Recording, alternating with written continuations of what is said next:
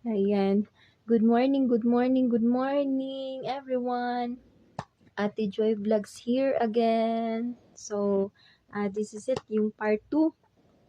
Yung part 2 natin, no? Kung paano tayo na invite sa content monetization. So, huwag na natin patatagalin kasi hahaba yung video natin kung marami pa tayong sasabihin, no? So, direct to the point na tayo. So, marami tayong gagawin sa part 2. No, marami siyang gagawin. So, manood mabuti. Yan, at saka makinig po mabuti, no? Kung ano-ano po yung mga steps na gagawin natin.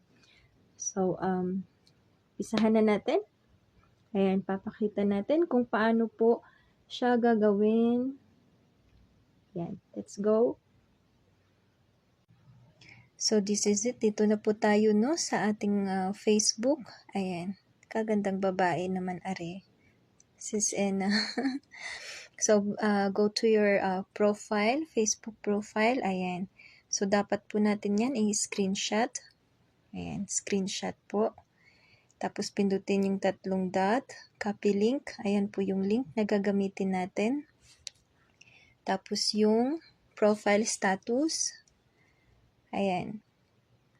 Tapos, recommendations.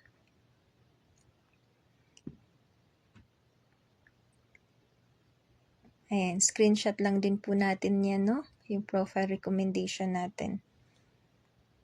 Ayan, so, yun po yun. Profile, tapos copy link, tsaka recommendation. Tapos, ang last po natin na screenshot, yung mga videos po natin, no, na marami pong views.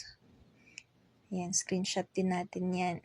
So, katapos po dyan, balik po tayo dun. So, 3 dot sa taas. 3 line, report a problem, continue to report a problem, yan, loading po siya. So, include, tapos hanapin po natin yung profile, kasi profile po yung gamit natin. May page din, kung profile. Ayan, so dito tayo, no?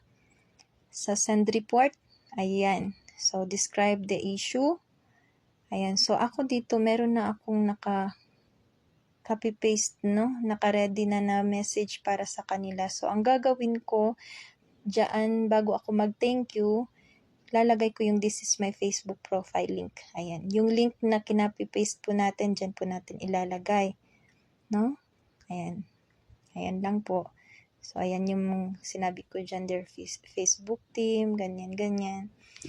So, upload from phone, dyan yung upload yung profile, yung in-screenshot natin, no? Profile, tapos yung videos na maraming views, at saka yung recommendation, ay ang 3 na yan.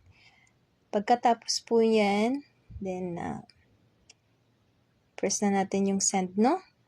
So, hindi ko na po siya isi-send, no? Kasi, meron na ako na-invite na ako. So, ayun lang po lahat yung gagawin natin dyan. So, ito po yung mga nilagay natin, no? Facebook profile, recommendation, videos na maraming views, tsaka itong message po, no? Para sa kanila. Ayan. And don't forget po yung Facebook link po natin, no? Na in-attach po natin sa message. At, take note din po, no? Every 3 days po natin siya dapat gawin yung pag-send po natin ng message sa kanila hanggang sa ma-invite po tayo, no, ni Meta sa content monetization. Ayan, so yun lang po lahat.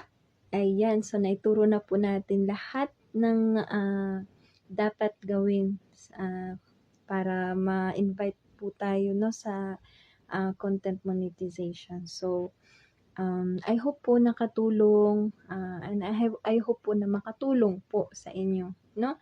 So, sana lahat tayo ma-invite kasi para lahat tayo masaya. Ayan, lahat tayo angat, no? So, hindi lang po ako, hindi lang po sila, tayong lahat, no? Kasi nag-i-effort talaga tayo, no, sa pagiging content creator. So, hindi biro ang mga ginagawa natin araw-araw paggagawa ng content, 'no? Tsaka kung ano-ano pa yan, hindi talaga siya biro, 'no? Mahirap.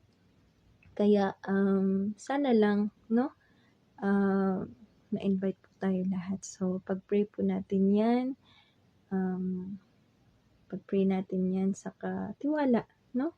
Tiwala lang po. Ayun. So, yun lang po for today's video. Ayan, Ate Joy Vlogs here. Yun lang po. Thank you. Bye.